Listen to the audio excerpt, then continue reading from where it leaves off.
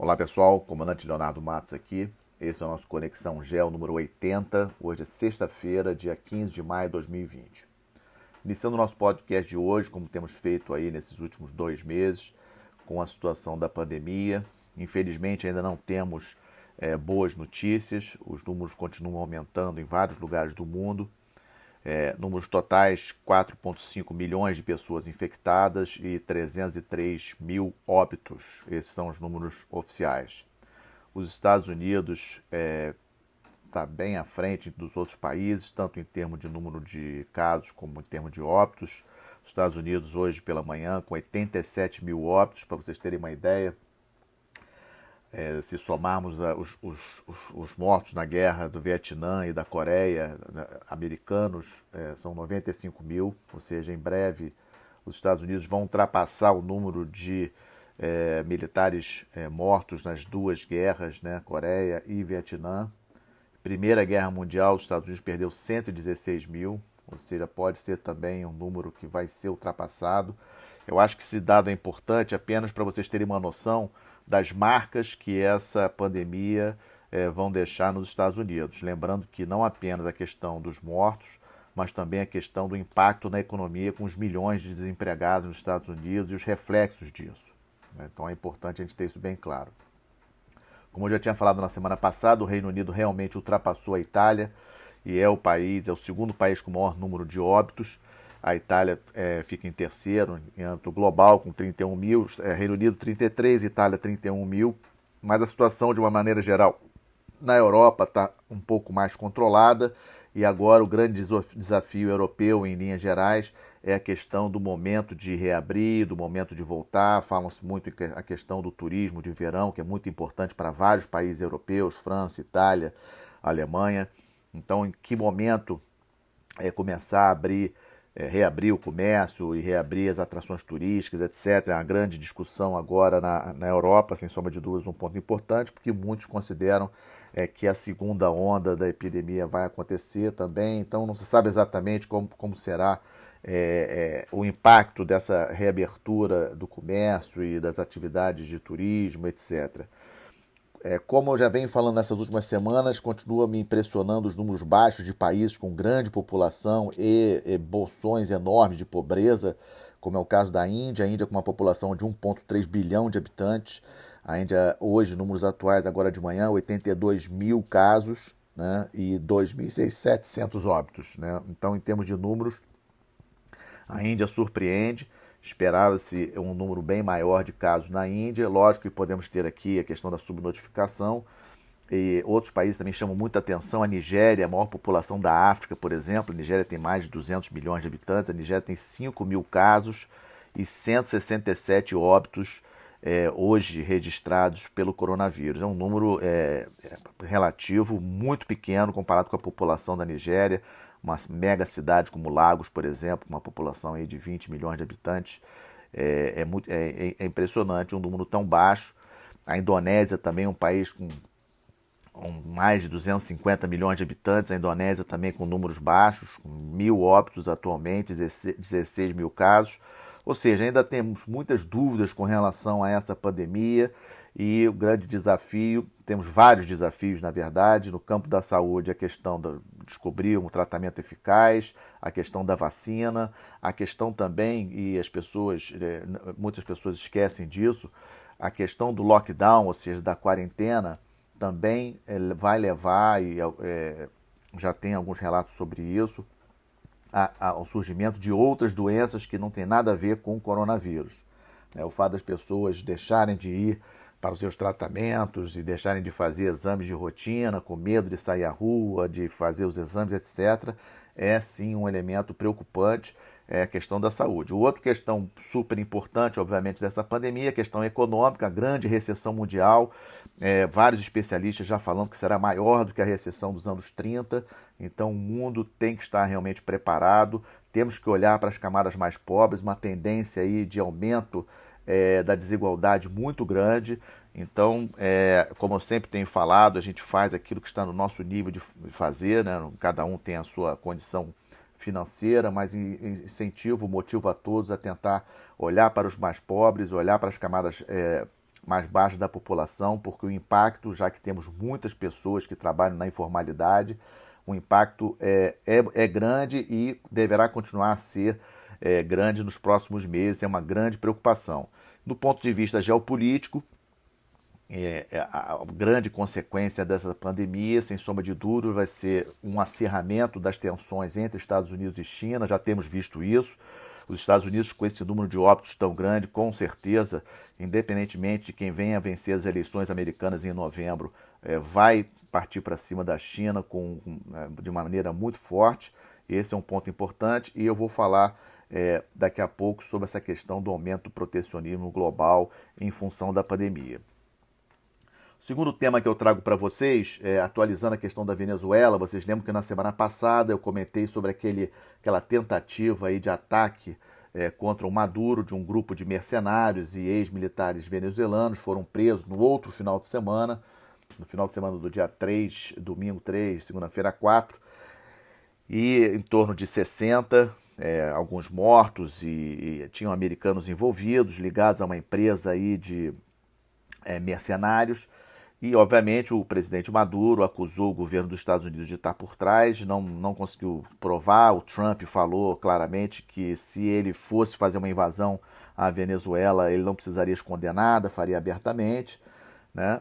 E dados novos em relação à Venezuela essa semana é que no último sábado agora, né, no dia 9, 3 embarcações pequenas foram encontradas num posto do exército venezuelano no rio Orinoco, vindo da Colômbia, né? 3 embarcações do exército colombiano encontradas num posto militar venezuelano nas margens do rio Orinoco, dentro do território venezuelano.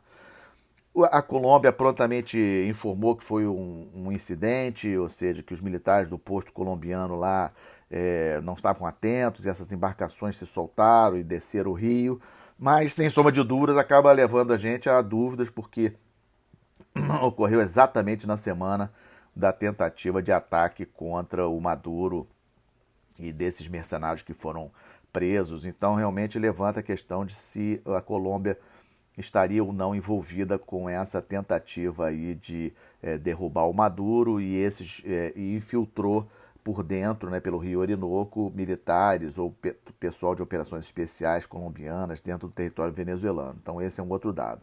Um outro dado da Venezuela é que a questão da falta de combustível está cada vez pior, ou seja, o número de carros em filas e há uma paralisação total. O Maduro ele já estendeu a questão da quarentena até junho. Muitos dizem que também para poder segurar um pouco essa questão, as tensões em torno da falta de combustível. E vocês lembram que eu já comentei aqui que a empresa Rosneft russa encerrou as operações na Venezuela e isso prejudicou bastante a Venezuela em termos de conseguir combustível, porque as refinarias, embora a Venezuela tenha a maior reserva de petróleo do mundo, as refinarias venezuelanas já estão muito degradadas e não conseguem refinar o petróleo para conseguir a gasolina. Então eles têm que importar a gasolina. E os Estados Unidos, com as sanções econômicas a qualquer país que ajude a Venezuela, acabou fazendo um certo, digamos assim, um bloqueio, né, à Venezuela. E a informação mais nova é que um navio-tanque iraniano, que nesse momento, agora, hoje, sexta-feira, se encontra navegando no mar Mediterrâneo, saiu no final de abril do Irã com gasolina para levar para a Venezuela. Então esse navio-tanque Clavel, ele está sendo monitorado aí pelos órgãos de inteligência. Quando a gente olha aí nos sites civis de posicionamento de navios mercantes, não diz qual o destino, não fala para onde ele vai, confirma o dia que saiu do porto iraniano, bandeira iraniana, hoje está ao sul do Chipre, no Mediterrâneo, indo em direção ao Estreito de Gibraltar, mas não fala, não temos mais confirmação de para onde vai. Então podemos ter novidades com relação a esse item do navio iraniano. O terceiro tópico que eu trago para vocês tem relação com o primeiro, né, com relação à pandemia, com algumas notícias que saíram essa semana que me chamaram a atenção com relação ao tópico do mundo pós-pandemia, né? Existem muitas especulações de como será o mundo após o coronavírus e a questão do aumento do protecionismo e um certo abalo na globalização é um dos pontos mais discutidos.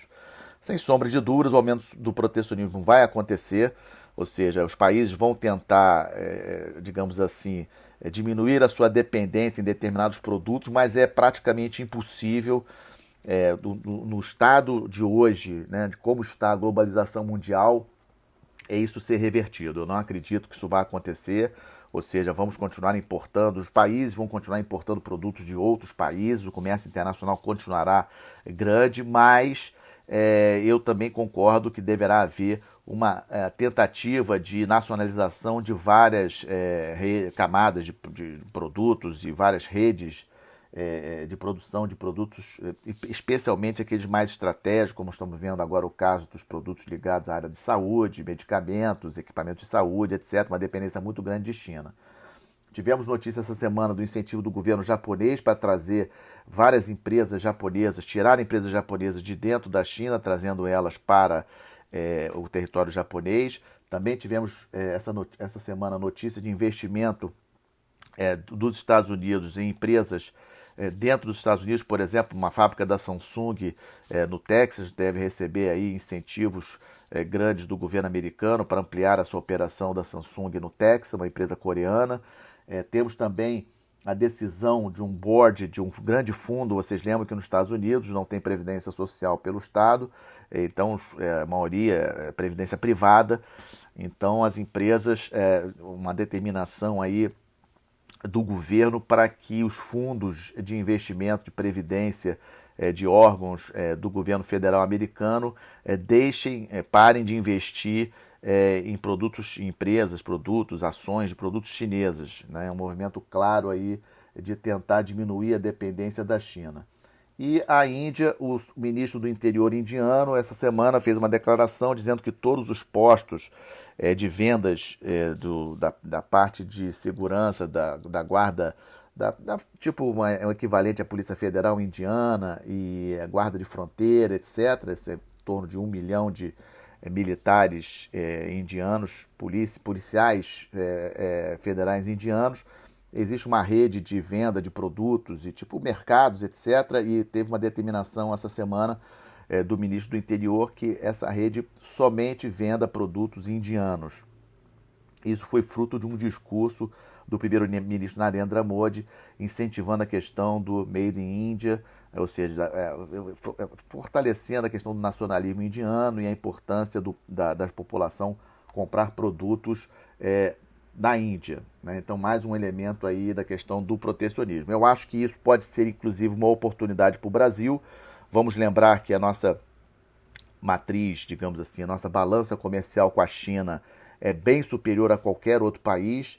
Os números do primeiro quadrimestre de 2020 agora comprovaram isso. Nós já sabemos que a China é o nosso maior parceiro comercial há muitos anos, mas os números do primeiro quadrimestre, janeiro até abril, mostraram aí um valor aí do comércio bilateral Brasil e China muito superior ao que nós temos com os demais países, inclusive com os Estados Unidos. Não tem condições do Brasil hoje virar as costas à China e querer vender os seus produtos para outros países. O Brasil, a balança comercial entre Brasil e China, para vocês terem uma ideia, em 2019 foi o quarto maior déficit de balança comercial da China com qualquer país. Né? Em primeiro lugar é Taiwan, o maior déficit que os chineses têm, e seguido de Austrália e Coreia, e o Brasil ficando em quarto lugar. Ou seja, é um dado bastante relevante, né, mostrando como que a relação do Brasil com a China é importante para nós, mas eu acho que esse movimento aí de retirada de empresas de vários países, especialmente dos Estados Unidos e da China, pode ser uma oportunidade para o Brasil, aproveitando aí as relações que o Brasil tem com os Estados Unidos atualmente no nível mais alto, nível político.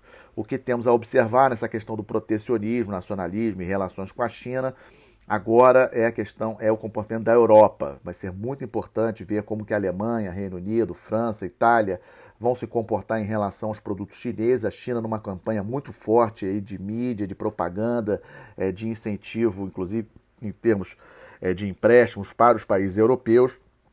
Vamos ver como que a Europa, essa grande questão aí entre a geopolítica e a economia, para que lado que a Europa vai. E o último tema de hoje é uma questão que aconteceu, aproveitando que falamos de Índia, né, e China. Essa semana, no final de semana passado, aconteceram alguns problemas na fronteira entre os dois países. Os dois países têm mais ou menos 3.000 quilômetros de fronteira, já tiveram um pequeno conflito armado em 1962. China e Índia vivem se estranhando naquela fronteira. Tivemos mais um problema nesse final de semana, com feridos de dois lados, militares chineses e militares indianos. Antes de ontem, na quarta-feira, a Índia informou o deslocamento de algumas unidades de aviões de caça indianos para mais próximo da sua fronteira com a China, num movimento aí aumentando a tensão na fronteira. Não acredito que vai acontecer nada muito além disso, mas é uma oportunidade da gente lembrar que essas questões de fronteira, essas questões históricas entre os dois países ainda são questões presentes, questões importantes.